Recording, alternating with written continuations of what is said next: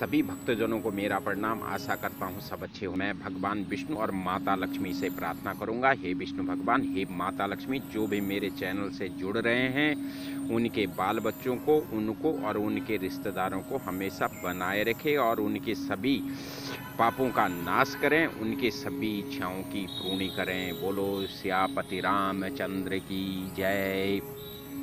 भक्तजनों, ये हनु पुस्तिका लिखने का छठा दिन और पांचवा दिन, यानी कि पांचवा दिन है।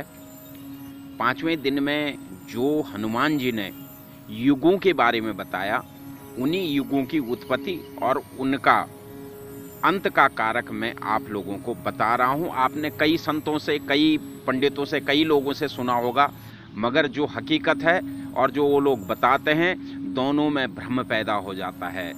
हनुमान जी बोले, हे ऋषिगणों, सबसे पहले आपको यह मालूम होना चाहिए कि युग कितने होते हैं और युग कैसे उत्पन्न हुए और किस लिए युगों का पतन कैसे हुआ। 4 युग होते हैं। पहला युग सतयुग, जिसको देव युग भी कहते हैं।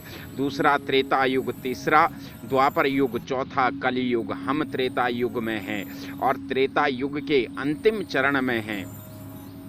तुम्हें सबसे पहले सतयुग के बारे में वार्तालाप करेंगे। बोलो सियापति रामचंद्र की जय, पवन सुत हनुमान की जय। सतयुग में ऐसा कोई स्वामित्व नहीं होता था, सब कुछ हर किसी का था। देह भी, जैसे अगर किसी आत्मा की महिला देह धारण करने की इच्छा होती तो वह वहाँ उपलब्ध महिला देह में से किसी एक को धारण कर लेता।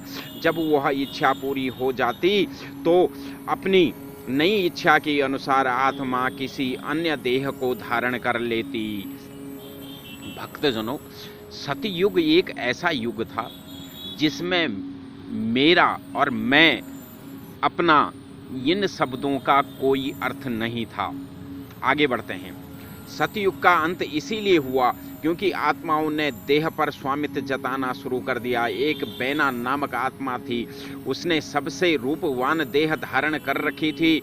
लगाव के कारण उसने कई वर्षों तक उस देह को नहीं छोड़ा। ऋषि बैना के पास आए, बोले, हे बैना, अगर आपकी सबसे रूपवान देह धारण करने की इच्छा पूर्ण हो गई हो तो तुम कृपया इस देह को छोड़ दो, ताकि जो अन्य आत्माएं इस देह को धारण करने का इंतजार कर रही है वह कर सकें। बोलो सियापति रामचंद्र की जय, पवन सुत हनुमान की जय। आगे बढ़ते हैं।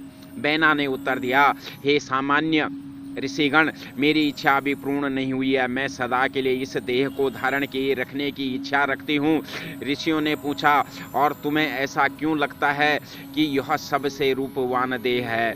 बहना का उस देव से लगाव तोड़ने के लिए ऋषियों ने इंद्रदेव से आग्रह किया है। वे बैना से ने जो देह धारण कर रखी थी उससे भी रूपवान देह बनाए।